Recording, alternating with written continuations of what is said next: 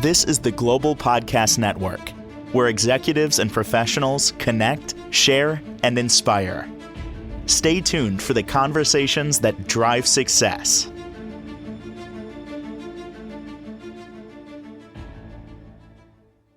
And welcome back, everyone. There is a notion, you probably have heard it before over the years, that we are a product of our environment. Well, what does that mean? Well, your health is greatly determined by what's around you. Yeah, there's some other factors, some genetics come into play. The more and more I hear the percentage of genetics playing a part in our health challenges, it gets lower and lower. They used to say, it's all genetics. And then that number went down. So what's your environment? What's going on there? There's something called, I believe, social determination of health or something similar. She's the expert on that. We're going to pivot over to her. She offers health counseling and much of this therapy as well, but for those dealing with chronic situations. And so great to have her back with us. Angela Espin is on the program. How are you doing today? I'm doing fantastic. How are you? Real good. And I look at what we're going to talk about today, and then I try to frame it, what can you mostly relate to? Your situation. So I try, after, knew we're talking about this, I'm thinking about all right, what factors around me could have affected my health? And I've already checked off a bunch of boxes in just a second. Some things are not surprising. But yeah, what are some of the factors that really can determine our health? Sure. So there's a lot of research that came out of the CDC about this concept of the social determinants of health. And it's like you said, a lot of times we think, we look at genetics for the background and history. And for some chronic illnesses, that is true. However, and I'm going to go over the 5 social determinants, and then each one has a list of things. So it'll be a lot of information, and we might only get through 1 or 2 of them even today, because there's just a lot to unpack with this. Sure. So the first determinant is economic stability. The second one is education access and quality. The third is healthcare access and quality. The fourth is the neighborhood and environment that the person is in. And then also the social and community context. So depending on all these factors that happen outside of us can really dictate how healthy we are. So I'll just start with economic stability. So if we think about higher income people, doctors, professionals, bankers, things like that, where people are living in these really nice houses, very nice neighborhoods, things of that nature, they can go outside. And this kind of falls into the other one too, as far as the housing and neighborhood. But a lot of people who live in affluent neighborhoods, it tends to be safer. So you see a lot of people running, jogging, walking with their kids and their pets, right? But when we go into the lower income neighborhoods, a lot of times they can be unsafe.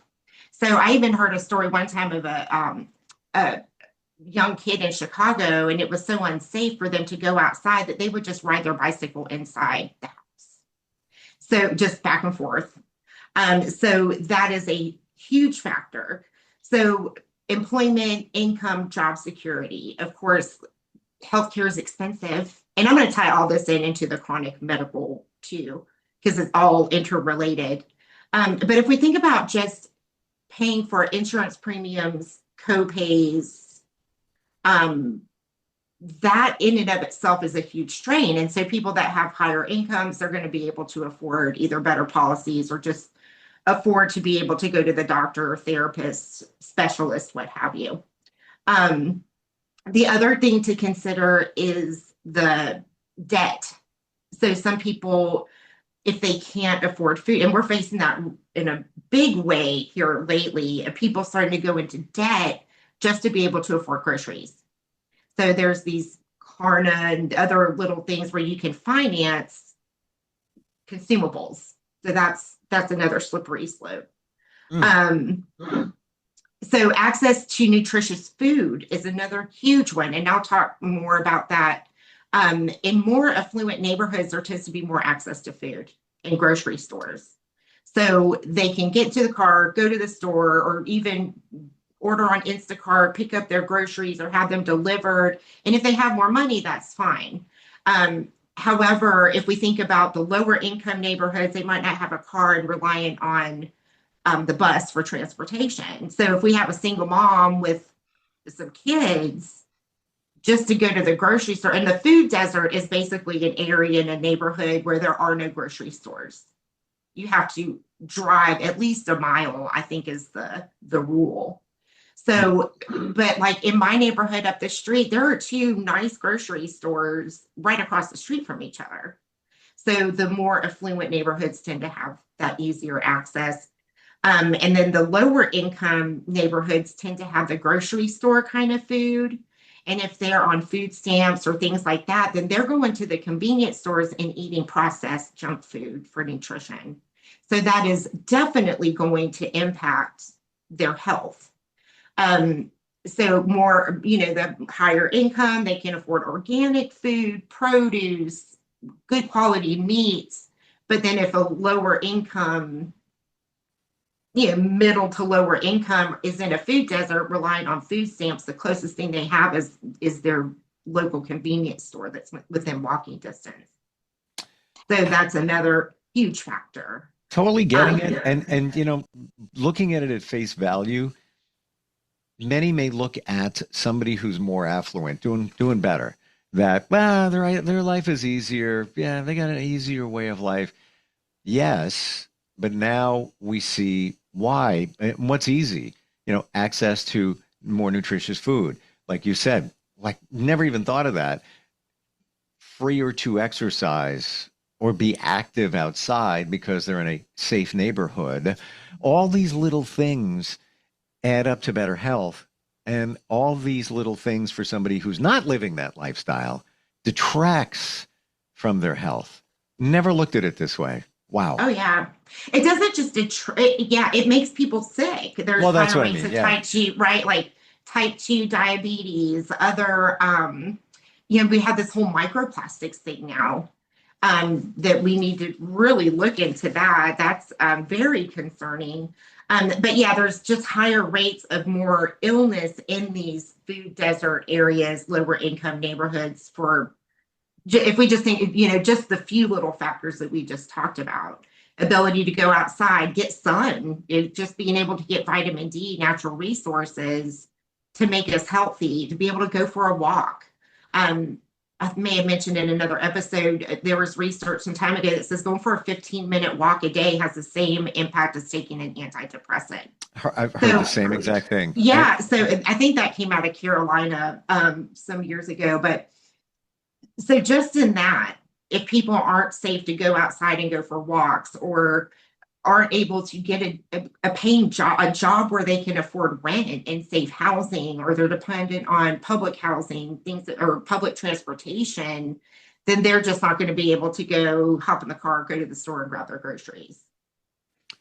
Now, even if they have money, right, and they're in a food desert, just the effort to get in, don't have a car, for instance, having to get on the bus and go buy groceries and haul all those groceries back on a bus is just not practical. Sure. And even, the convenience store, analogy or connection there. I've seen people, I'm at the counter getting my $3 cup of coffee, and I will see people that look like they're, economically challenged, and they're just buying junk, bag of chips and things like that. I don't judge, but it seems reasonable in terms of what we're talking about. Absolutely. Now, there are some grocery stores I've noticed that do sell some whole foods. Like we'll see bananas or oranges, things like that. I've seen more recently in the 7-Elevens and convenience stores.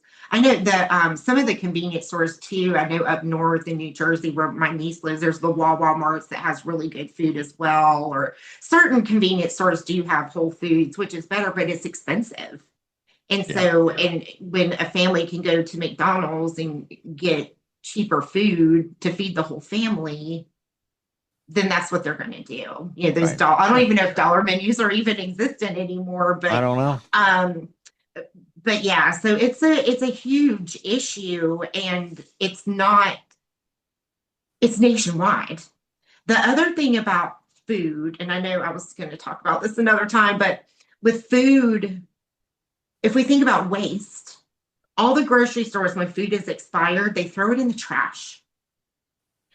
If we could educate people in these food deserts, or get more community based to do community gardens, which has shown a lot of success in some areas when people do it. It teaches people how to grow their own food, which is healthier, it's cheap, it gets them outside. But again, if it's an unsafe neighborhood or somewhere where there is no yard, you very city urban, like, you're not going to have access to that either. But so it's this just dichotomy of so much our country has so much money, we waste a lot of food, and then over in this, where they're throwing away groceries over here in the expensive or even middle class neighborhoods, there's kids and families that are going hungry. And so it's because we live in a capitalistic society, nothing is ever given away. And so that's and I'm trying not to be political, but we do live in a capitalistic society. That's what it's mostly built on. And so if people don't have the access or ability, or you have business owners that don't make a profit off of selling food that's affordable, people are going to lose out and be sick or hungry or both. Now let's add to that, on top of all that, social factors, stress.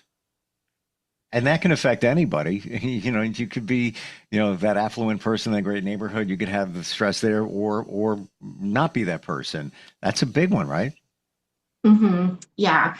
Stress over not being able to afford the basic needs, the housing, food, utilities, daycare, things like that, does compound the stress on lower income people, therefore making them sick as well. And then people that have more resources, yeah, we still have stress because we have to work and we earn an income and pay our bills.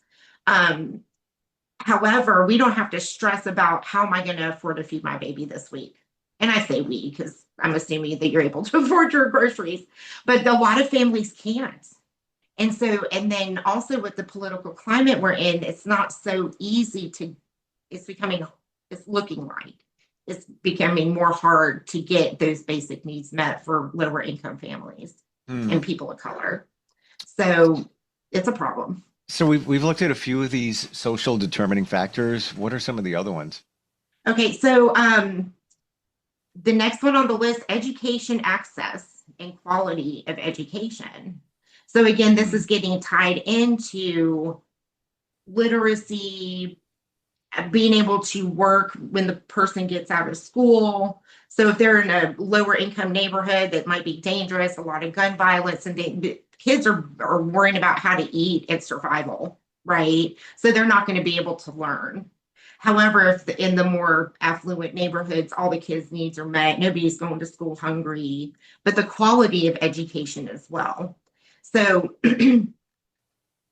if we're, I went to West Charlotte High School when I moved to Charlotte, and that was in a lower income. That was when the busing was still in effect. So I drove across town to go to West Charlotte, which was mostly African American. And so because of the desegregation efforts. So now that stopped too, even there's not an integration of kids and young teenagers learning about diversity, getting quality education. They're just in there for the teaching, get the scores in and get you out. And then also a lot of people in the lower income neighborhoods tend to have a lot of trauma too, that lead them to drop out of school, run away, then going back to the instability of housing, getting food, access to healthcare. So education access is a big one. And we know now that's even question. We don't know what's going to happen with that. But the next one, healthcare access and quality of healthcare. And this ties directly into what we do at my practice. Access to primary care doctors. Just being able to go in and get an exam can be very hard for people that don't have resources. Therefore, the early screening of cancers, which we're seeing more and more of, go undetected, or they might be living with type 2 diabetes but can't afford to go to the doctor, get their insulin, and eat healthy food. So that person is just getting sicker and sicker and sicker. Health insurance coverage. Health insurance is an issue on all ends, on all sides. It's an issue for people who are covered.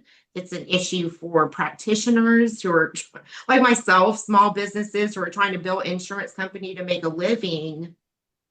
But if the person doesn't have that type of insurance, or they're uninsured, or even on Medicaid, they're going to have less access to provider or to quality care providers. Because again, going back to a capitalistic society, as practitioners, we can't survive as a business if we don't build an insurance company, and then that can be hard to get payment too for services. Absolutely. It's a cycle. It is, and it's all intertwined.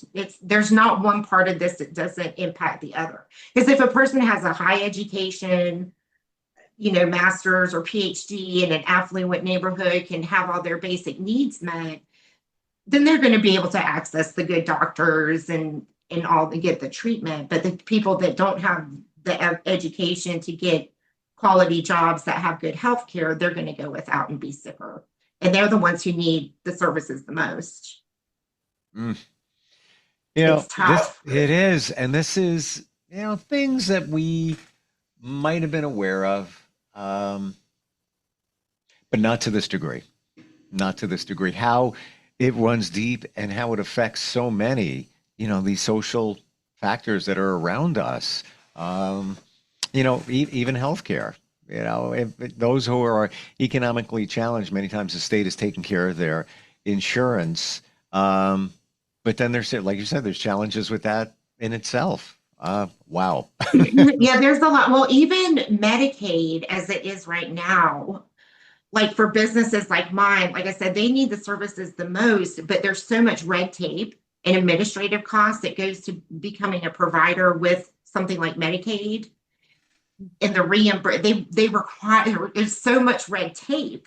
So as a business, I can't afford to serve people on Medicaid, but then again, there's the ones that need them the most. So people on Medicaid have a harder time finding providers because of the business access. Yes. Yeah. The business component. Thank you for making that clear, because it may be the insurance may be readily available to people economically challenged, but there's long waits to find providers, or we're not taking any new patients because other providers aren't providing because they don't want to deal with certain types of insurance. So yeah, these are all the things all of us, and I mean all of us, doesn't matter where you are economically, don't see. This is the stuff we don't see. It impacts everyone, it really everyone's wallet, and not just the physical health, but the mental health. I don't know where this came along, that the physical health and mental health are separate. It's in the same house, and there's no way it can, in my opinion, can be separated. So kind of like we were talking about before, somebody has a heart attack, they survive a heart attack, right? And they get all this surgery done. And then assuming they have access to healthcare and the financial resources to pay for the surgeries and healthcare costs, right? Then there's going to be some trauma and fallout and things to process that comes with that particular thing that happens. Sure. And then not to mention all the other. So especially people of lower socioeconomic status are much more vulnerable to other diseases because of safety in the neighborhoods, can't exercise, all the things we talked about. There's also the fifth one, we have to check on here, social and community context. How strong is their community engagement, discrimination and racism? Are they getting out and being social in their environment or staying closed off? Like, we learned from COVID, we all had to socially isolate. And honestly, in my opinion, I don't think we're mentally and emotionally through that. I agree with you.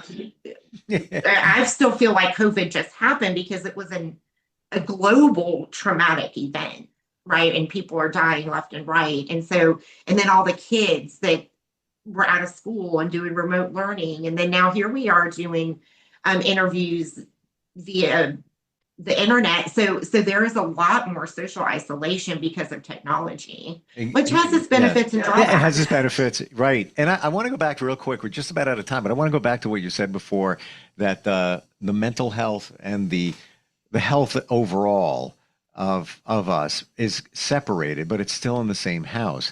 I believe that is because those words, mental health, had a certain stigma attached to them. Back in the day, we wouldn't say them, or if we did, I'm going to go see my therapist. You say that 20 years ago, people would be like, oh, somebody's got a little trouble there. Something's going on in their life. You. Exactly. So that's why I think they were segregated. But now I feel it's starting to blend, and many of us are more open to healing, talking about it. And when I say healing, in all ways, we have a different frame of mind. Which is finally, we're finally arrived. Finally, just hopefully everybody can keep their insurance. Well, yes, then there's that. There's a lot of things going on, right? That none of us, I know for me, I don't feel like I get to depend on my insurance situation like I could before, or just quality of healthcare, access to food, all the things. Let's not even go there. You don't want to go there. I don't say I have triggers. That is a trigger. And just, my personal journey with health insurance. I mean, I got to say, probably in the last month, I made probably 20 phone calls dealing with a situation and whatever.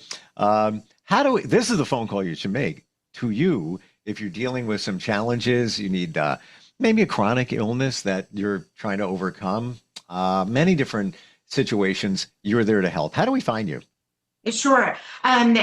Directly, my phone number is 704-517-2106. They can call, text. Comes directly to me. Also, our website, www.chronichealthnc for North Carolina.com.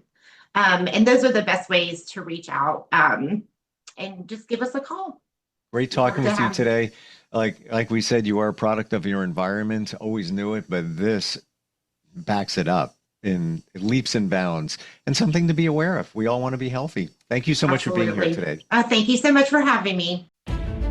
This is the Global Podcast Network, where executives and professionals connect, share, and inspire. Stay tuned for the conversations that drive success.